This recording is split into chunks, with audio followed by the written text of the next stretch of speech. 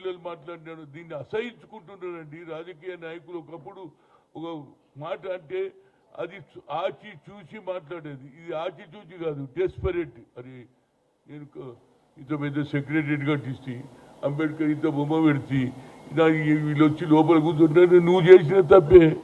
ప్రజలు నిన్ను తిరస్కరించారు. ఆ తిరస్కరించిన జనం మళ్ళీ నీ ఓట్ల వరకు పంచుకోవడానికి ప్రజలకు సేవ ఏం చేస్తావు అది చెప్పు తప్పితే తోలు వీలు ఇది నడవదండి. ఈ భాషనే నేను సహించని. గతంలో ఏ నాయకుడు కూడా ఇలాంటి భాష మాట్లాడతలేడు. మరి ఆయన చాలా విద్యావంతుడు, పుస్తకాలు చదివినట్టు మా యూత్ కాంగ్రెస్లో ఉండే. కానీ ఈ భాషను మార్చుకోమని చెప్తున్నాం. తోలు తీస్తా అంటే ఎవడుకుంటాడు? ప్రజాస్వామ్యమా లేకుంటే ఇది రాజుల పాలన దొరల పాలన? ఇలాంటి భాష మాట్లాడొద్దని చెప్తున్నా. అవతల వాడు కూడా దీనికంటే ఎక్కువ మాట్లాడతాడు. నువ్వు ఒక తప్పు చేస్తే దానికి 10 తప్పులకు మాట్లాడే ధైర్యం ప్రతి కార్యకర్త మీద ఉంది కాంగ్రెస్ వాళ్ళది. కనుక ఇలాంటి భాష మాట్లాడవద్దు. ఇవాళ ఆయన అన్నాడు కదా, ఉత్తమ్ కుమార్ రెడ్డి రండి అసెంబ్లీలో, అదే ఎమ్మెల్యేలు కూడా అదే అంటున్నారు, మంత్రులు అదే అంటున్నారు.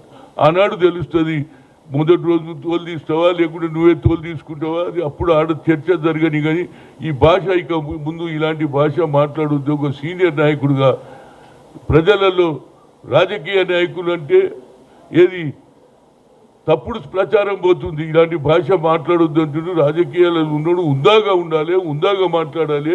ఇచ్చిన ఏదైతే తప్పు జరిగితే దాన్ని అసెంబ్లీలో మాట్లాడు తప్పితే తీసేస్తా, నేను వచ్చేసిన ఇది సినిమా సీన్ వచ్చేస్తున్నా, ఇక నేను చేసేస్తా అంటే ఇది సినిమా కాదు కాదు. ప్రజలు అంబేద్కర్ అందుకుంటే అపోజిషన్ కూడా అవకాశం ఇచ్చారు, ప్రభుత్వానికి అవకాశం ఇచ్చారు. కానీ అపోజిషన్ని నోటికి వచ్చినట్టు మాట్లాడడం తగదు. ఇలాంటి భాష మాట్లాడేది ఆపేయాలి. తప్పనిసరిగా ఈ 10 ఏళ్లలో నువ్వు ఏం చేసినావు, ఇవాళ ప్రజలు ఎందుకు తిరస్కరి దాని మీద ఏదో మతనం పెట్టుకొని ఏం తప్పు చేసినా దాన్ని సరిదిద్దుకొని మళ్ళీ ప్రజలలో పోతే 4 ఓట్లు పడతాయి. కానీ ఏది తోలు తీసేస్తే ఓట్లు ఎవడేయడు.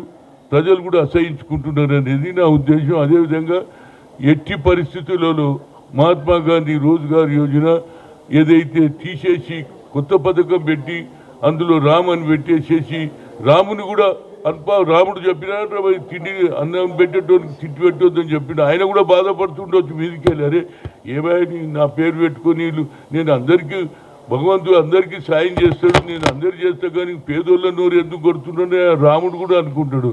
నా పేరు వీడు భక్తుడు అంటున్నాడు. నాకంటే భక్తుడు ఎవడున్నాడా? ఆంజనేయుడు నా పేరే హనుమంతరావు. నాకంటే వీడు రామ భక్తుడు అని చెప్పుకోవడం, ఓట్లు తీసుకోవడం వరకే. రాముని కూడా రాజకీయాల్లో తెచ్చి ఓట్లు రాజకీయం చేసి మేము ఎన్నడూ కూడా భగవంతుని రాజకీయాలు